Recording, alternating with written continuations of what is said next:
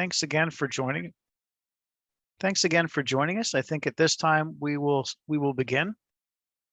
We'll start off with our land acknowledgement, and then I'll just get into how we'll run tonight. So I will start off here and just say, actually, I've got my own, so I'm might be a little bit different than the cities that we're showing on the screen, but here we go. These lands are part of the treaty lands and territory of the Mississaugas of the Credit. For thousands of years, Indigenous peoples inhabited and cared for this land and continue to do so today. In particular, we acknowledge the territory of the Anishinaabe, Huron-Wendat, Haudenosaunee, and Ojibwe Chippewa people, the land that is home to the Métis, and most recently, the territory of the Mississaugas of the Credit First Nation, who are direct descendants of the Mississaugas of the Credit. We are grateful to have the opportunity to gather on this land, and by doing so, give our respect to its first inhabitants.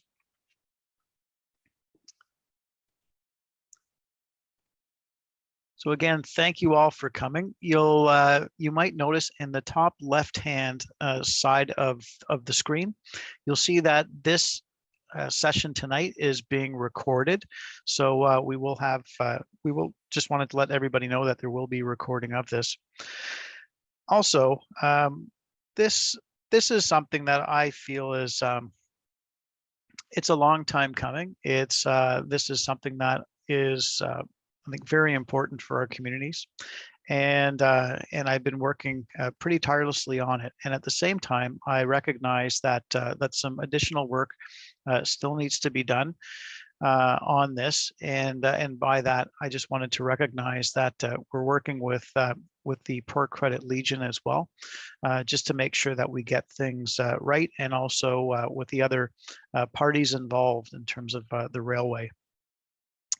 So I don't want to take a lot of extra time, because I know that that everybody wants to get an update and get their feedback and their questions heard. So I'm going to start by having staff do their presentation, and then after that, there's plenty of time to hear from you. So I'll turn it over to is Gino? Are you doing our presentation? Yep, I'll be able to kick it off here. All right. Well, good evening. Thanks, Councillor. Good evening, everybody, and thank you all for attending our community meeting for the Credit River Active Transportation Bridge Study. Thanks again to Councillor Dasco for hosting this meeting tonight. My name is Gino Dela Cruz. I'm a project leader for the city in the Rapid Transit Program Office, and I'm leading this project and the others under the Lakeshore Transportation Studies. Just to refresh everyone again, the Lakeshore Transportation Studies includes the 3 projects shown on the screen, and it covers the entire length of Lakeshore through Clarkson, Port Credit, and Lakeview. So there's the BRT study, the Complete Street, and the Credit River AT Bridge study. So this consultation tonight comes after our March 30th open house for all 3 projects for Lakeshore. This meeting tonight is dedicated for just the bridge. We felt a separate meeting for the AT bridge would be helpful to get the community involved and get their feedback on some of the design elements that should be carried forward from the environmental assessment stage to the detailed design. Next slide, please. Just the purpose of tonight's workshop, we want to discuss the vision for the active transportation bridge. Again, gather input and feedback on some of the design aspects of the AT bridge to inform the future phase, the detailed design. And we do have some 2 bridge design concepts that we're looking to get feedback and have a discussion about. And just a reminder too that we also have information on our website.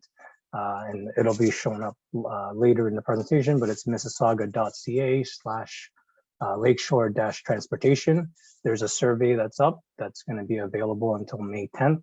So that's another way for folks to provide their feedback.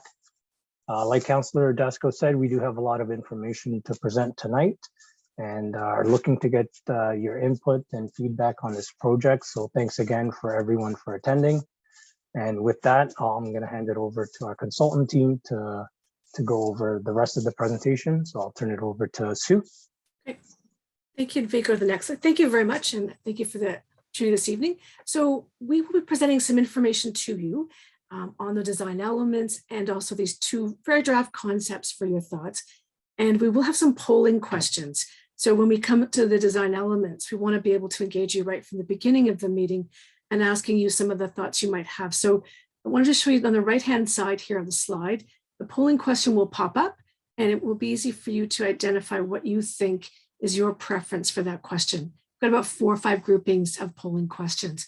I also wanted to identify for you that on the bottom of your screen, you'll see a Q&A that's circled here with the picture.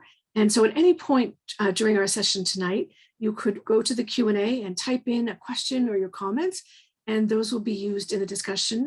Councillor Dasko will be leading us in that, and he will be able to go there and to find your questions and comments and share them and pose questions to the team. So we look forward to your input. There will be a feedback report prepared from tonight. So all of the input that is shared will also be part of the public record and will be shared on the website for you to see that as well. Next slide, please. So this was referenced, Gino just referenced the survey and the Mississauga.ca/Lakeshore Transportation. So the survey is on the website, and we'll have a slide at the end as well. If you're able to share that with others in the community, that would be terrific if they could go ahead and provide some input through that survey, open till May 10th. Next slide, please. I think we want to introduce Nico Malfaro from HDR at this point. Thanks, Sue. So we just wanted to mention that the current Schedule B Class CA that's being undertaken is coming to a close. But before we do that, we want to have this meeting to gather more feedback to inform the detailed design on specific design principles. So that's what we're going to do today. Some notes here that the emerging preferred alternative from the Schedule B Class CA is what we call the signature bridge, or that was alternative 4. If you attended it, the last meeting, you saw that. And following the EA approval, this project will move into detailed design, and that's anticipated for later this year. Next slide. So the bridge here in orange, this is sort of the general location of where we're looking at this bridge. As the councillor alluded to, the alignment through the parking lot of the Legion is currently under review with our stakeholders. But generally, the idea is to connect Mississauga Road along the north side of Front Street, across the river and into the multi-use path and trail network in the Port Credit Memorial Park. We are anticipating a future connection to the Port Credit GO station. However, that is not within the current scope of the project and would be included if and when the State Bank Road at grade crossing with the railway is grade separated. Next slide. Just to orient everyone in the location, I know everyone is an expert of this area and has probably been here a million times, so you don't need to hear it from me, but just to remind ourselves, here you can see we're looking from the north at the existing rail bridge there in Port Credit Memorial Park, and you can see the Mississauga Canoe Club and the Legion in the background. Next slide. Here's a view from the south, looking at the existing bridge. Next slide. And here is where we would connect in with the existing multi-use path in the park. Again, you can see the Legion in the background and the existing bridge behind those trees to the right. Next slide. This is a great view from the existing Lakeshore Road bridge, looking towards the future bridge. Next slide. So if you attended our last meeting, you also saw that for the purposes of the EA, we identified a minimum width of the bridge that we wanted to protect for in order to provide the adequate cycling and walking facilities. And that was a 5.5 meter width. We're going to be discussing sort of how this configuration could look like today in different forms. So that's going to be continue to be refined. Next slide. Some of the key design parameters to keep in mind when we're looking at these different concepts that we're going to go through today. The bridge span is about 66 meters. It's a clear span across the river, so there's no piers in the water, anything like that. There will be a sufficient vertical clearance, about 5.5 meters under the bridge, to allow for all the existing activities that take place. And as I mentioned, those minimum widths, which for cycling, we need 1.5 meters in each direction, and the minimum pedestrian width is 1.5 meters. But those could be greater depending on the concept that we end up going with in the end. I just want to mention all safety and accessibility standards will meet code requirements. So rail heights, grading on the bridge, and the need for tactile surfaces if required. And sustainable design practices such as material selection will be considered as much as possible during the detailed design. Next slide. So I'm going to pass it over back to Sue now. Thank you. Thank you, Nico. So we're now going to take you through some of the bridge ideas, and hopeful to hear as a workshop what your thoughts are on some of these ideas. And none of them have been cast in any definitive way. So Mark Langridge is going to run us through some bridge elements. Next, please. And then I'll be able to assist with some poll questions. So Mark, I think you were going to orient the bridge elements in these three baskets, if you will, and I'll hand it over to you, Marcus, with Dita. Okay, thanks, Sue. Yeah, I'm the architect on the team, advising on some of the bridge design aspects. So we can think of these in three different categories. The first is aesthetics. How should the bridge look and feel within the community? Should it be a statement piece for the community, standing out from the landscape and more eye-catching, or should it be more subtle and blend into the background? So there's definitely some thought-provoking questions here. Second category, the function. How should the bridge function within the community? Should it be a transportation link to go from point A to point B, or more of a destination, a place to meet, to socialize, to stroll? And the third category is around user experience. What elements could we include in the design to enhance the user experience, such as seating, lookouts, interpretive elements, etc.? Next slide. So we start here with aesthetics. A signature bridge expression has previously been recommended for this site. What do we mean by the word signature? It means a bridge that goes beyond a basic low-cost solution and provides a more special and customized design. Because of how low the clearance needs to be above the water in this situation, the design teams confirmed that an above-deck structure is required in this situation. So we're recommending either an arch or a truss structural approach here. And I think we can launch the poll question if you're ready. Some above deck arch examples are shown in the top row on this slide. An arch provides a pleasing curved silhouette, and with this 66-meter span, the arch will need to get quite high at center span, probably in the order of 9 to 10 meters to achieve that span.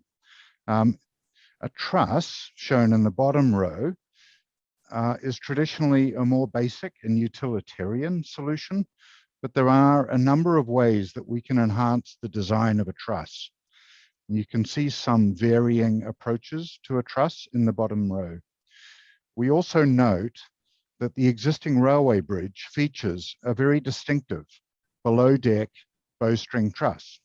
So an interesting design opportunity could be to visually relate to the railway bridge by using a truss. And so I think now the polling question could come up, Sue. So if we could launch the poll question, you'll see this on your screen. And if you could give some thoughts to us, that would be great. So you'll see question 1 and question 2. You should be able to click right on it. You have a few minutes to do that, a few seconds anyway.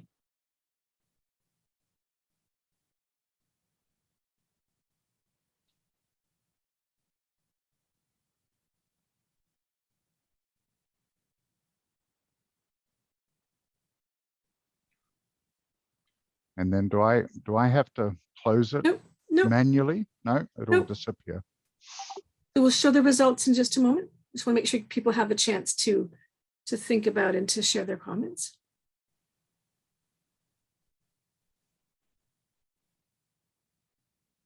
Chris, if you're ready, we can show the results.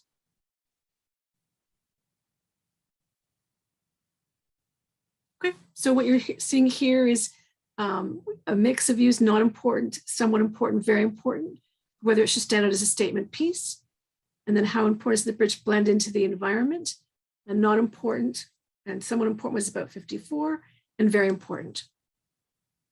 So that's really great preliminary feedback and observation. So we'll close that poll, and Mark will keep going to the next discussion. Okay, one of the key aspects is lighting.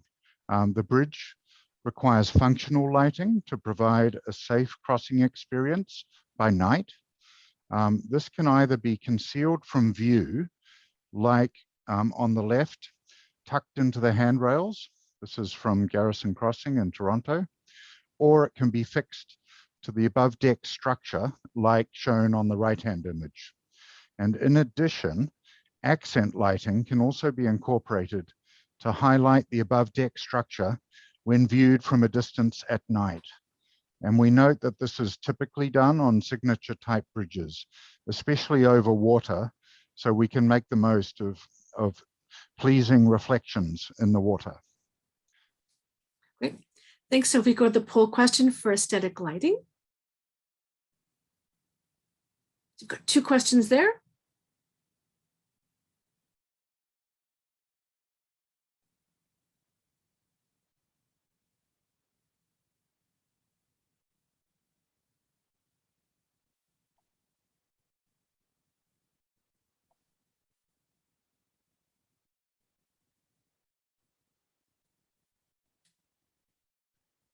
Pierce, when you're ready, we can show the results.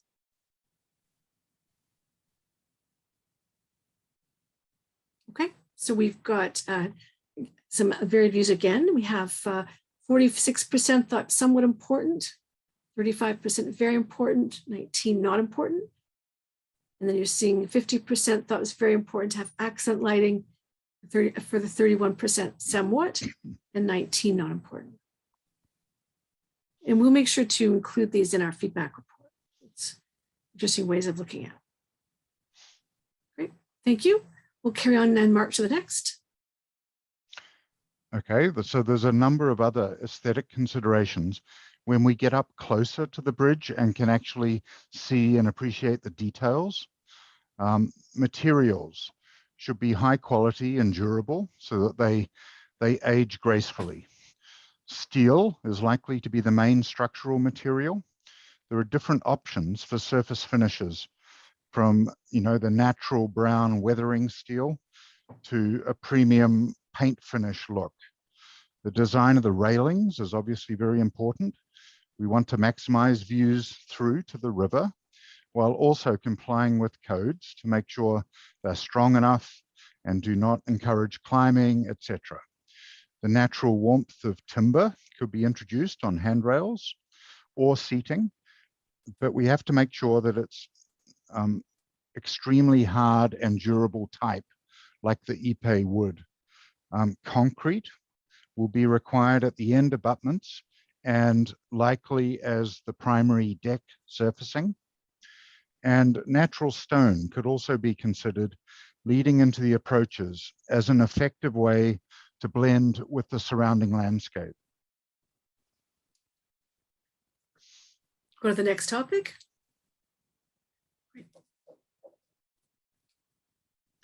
Oh, so there wasn't No a polling question? No, Okay. not for that one. Okay, so now we come to the function category. An important consideration is how to safely and comfortably accommodate the different users on the bridge. So the key first question is, how should the bridge function within the community? As transportation, right? A link to go from place A to B, or a destination, a place to meet and socialize and spend some time. Or Is it important that it does both of these? And then we have 3 ways for organizing different users that we're going to present here. These different ways have been utilized on different bridges in the past. So there's either separation of cyclist and pedestrian areas with lane markings. There's a combination with a central cyclist area with pedestrian viewing areas on each side. And the third option is a shared area with cyclists encouraged to slow down. So we're going to look at each of these. Next slide. So the first option is separated areas with lane markings on the deck all the way through the bridge. This approach treats the bridge as a continuation of the multi-use pathway leading up to the bridge. So as an architect, I think of this as the traffic engineering way of organizing space on the bridge. But we do wish to point out that a bridge is a different place than a pathway.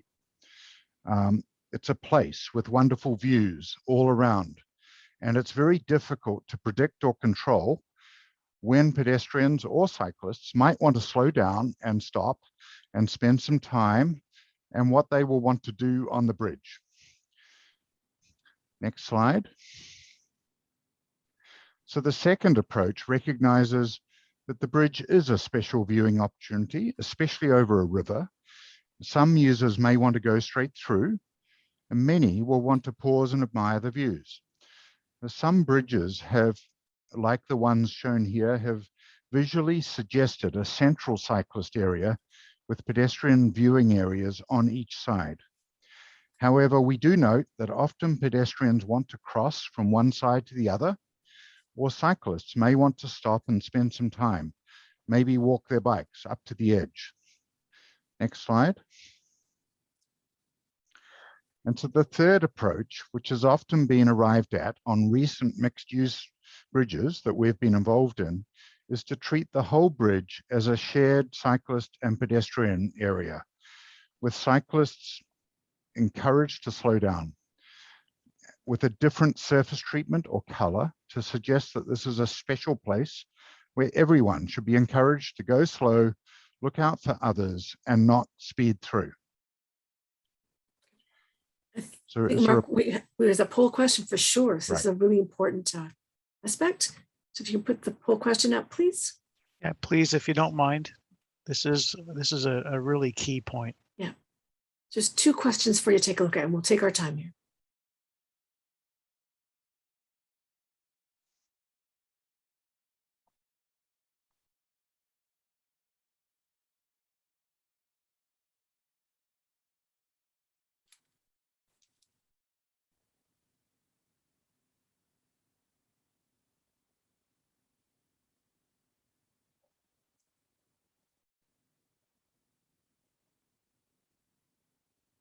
Here's when you've got responses, you can show us the results.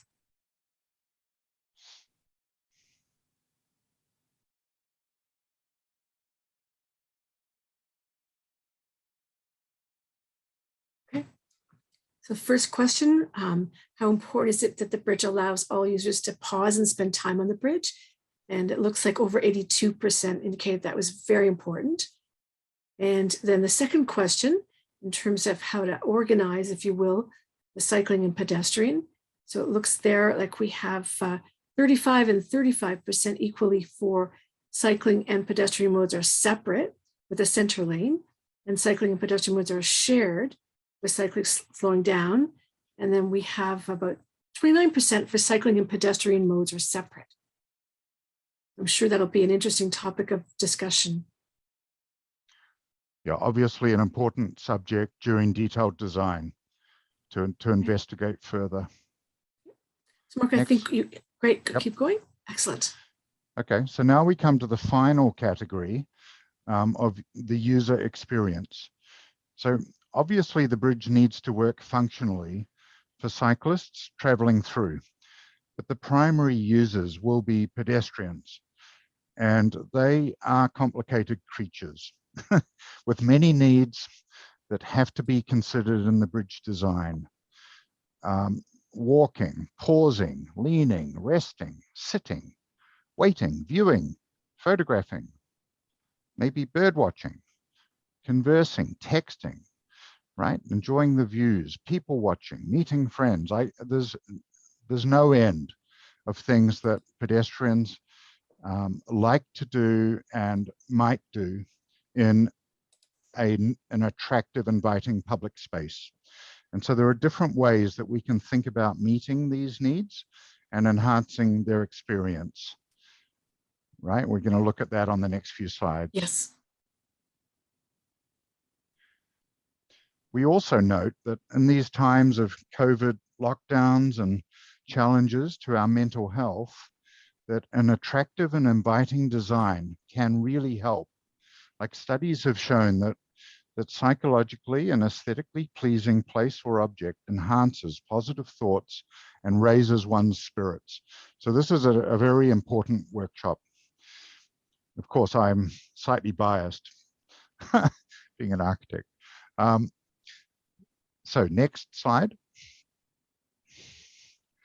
So the main ways to enhance the pedestrian experience are by providing good viewing opportunities at the approaches as well as across the bridge, and also providing inviting places for people to sit and gather. So a few different precedents are shown here, right? The two on the right are from Fort York, Garrison Crossing in Toronto. And the bottom left is from Flora Footbridge, recently completed across the Rideau Canal in Ottawa. And the top left one is a new pedestrian bridge in Providence, Rhode Island. Next slide. So I think before we go to the next slide, if we go back. Oh, did we have a, sorry, yeah, we did have a question. We really want to get a sense of, we have a poll question for you here on how important it is to include lookout and seating areas.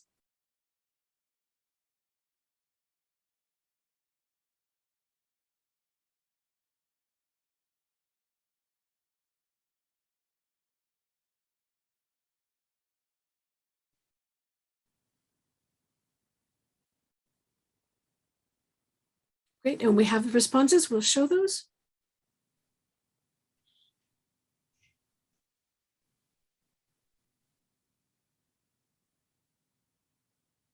Okay. It's very important then to have lookout areas and seating. 76% felt that was very important. And then in terms of whether the bridge function is a place to pause, admire, to socialize, spend time, we have 41% felt that was somewhat important. I think we've lost the bottom line, Sue. I think if you just scroll down, you can pick it up. Yeah, and the 59% is very important, just consistent with the previous answers. Great. And now, Mark, we can go on to the next one. So we can also consider opportunities to enrich the pedestrian experience. So ways to incorporate interpretive elements that educate onlookers on interesting aspects of the setting of this place. Perhaps the history of the place, the flora and fauna, right, associated with that place, etc. And also potentially including public art by local and or Indigenous artists could add other layers of visual interest, right, to the user experience. And now we've got a poll question for this one.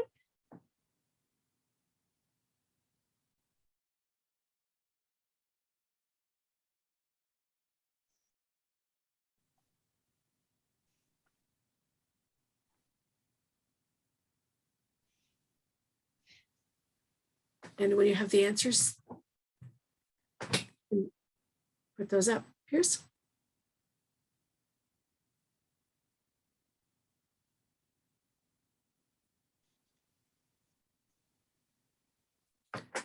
So about 62% thought very important, 24% somewhat important, and 14% not important. So we might hear some ideas about what that could be and how important that would be as part of the discussion. So we'll close that one.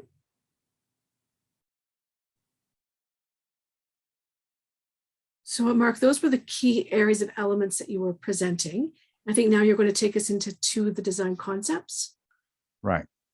We Yep. do have a poll question at the end of the bridge concepts as well. So, but we want you to go through those. Yeah, so we've developed two bridge concepts, just so that you can imagine what this bridge might look like and feel like. Next slide. So concept one is a pair of above deck arches that clear span across the river.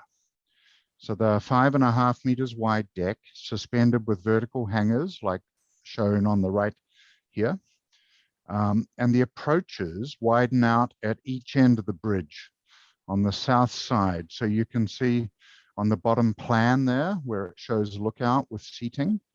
So the idea is that on the west and the east sides that the approaches would widen out to provide seating and lookout areas. Next slide. So here's a 3D rendering of the overall bridge in the setting. So you can see how the deck needs to slope down from left to right. It will be viewed quite close to and in front of the existing railway bridge. So this is an important consideration. We've looked to minimize the height of the arch. It's about 9 to 10 meters high, which is about 30 feet high at center span, because this is a long span at 66 meters. An arch like this provides a simple, clean-lined, elegant visual aesthetic. And we're proposing that the arches be finished in a white color so that the curved form stands out within the river setting. It also helps to emphasize visual lightness and transparency. Next slide. And here's a view from the pedestrian perspective. Coming, right, we've just walked past the Legion and we're looking east. So you can see how the pair of arches frames the entire bridge width. And this view also shows how the approach area widens out on the right to become a pedestrian lookout with seating on the south side. Next slide.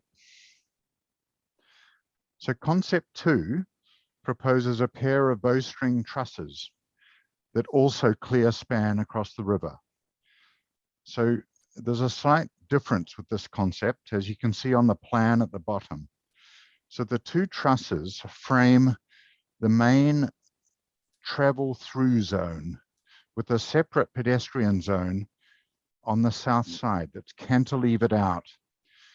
So you can see on the little cross section on the bottom right how this works, right? There would be beams that cantilever out on the underside of the bridge. But the approaches, similarly to the last one, also widen out at each end on the south side to create lookout areas with seating. Next slide. So here's a rendering of the bridge in the setting. So this design concept is inspired by and visually relates to the below deck bowstring truss on the existing railway bridge behind, which is a very interesting truss. That is a very distinctive. I've never seen a structure like that in Ontario. So we note that the scale and height of the truss is lower in the setting than the arch. This is probably about 6 meters high at center span versus 9 meters. So the look of the bridge is more visually complex, but it still provides an interesting and pleasing aesthetic. So we're suggesting a two-tone color scheme might be considered here. A steel gray blue, similar to the Legion building, and also to the city of Mississauga's corporate colors, and also a white or natural metal diagonal members highlight color. So we can sort of make a more interesting highlight of the truss configuration. Next. And we finish here with a pedestrian perspective view of concept 2. So it shows how the truss frames the travel through zone that is intended primarily for cyclists. And then the separated pedestrian area with seating that you can see on the right of the truss. So it's cantilevered out, so it's open to the sky and open to the views on the south side. And it also connects into the widened lookout areas at each end. This concept makes the bridge into more of a public space that encourages people to stop and spend some time, like all the way across the bridge. Okay. I think we have a polling question coming up then. Just the first one is asking you if concept 1, which was the arch, the white one, reflects your ideas for the new Credit River Bridge. And the second question about the second one. We'll give you a few minutes.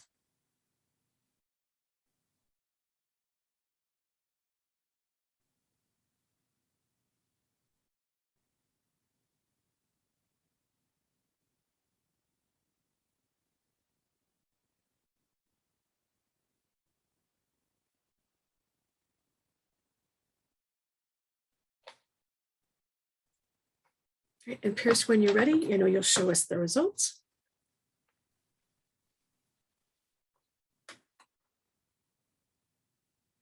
We'll take a few minutes to look at these. So for the first one, concept 1, we have 52% thought it somewhat reflected my ideas for the bridge. 29% does not reflect my ideas for the bridge. And 19% reflects my ideas for the bridge pretty well. And then for the second one, the Truss Bridge, we have 77% thought it reflected my ideas for the bridge pretty well. 13% somewhat reflects my ideas for the bridge, and 10% does not reflect my ideas for the bridge.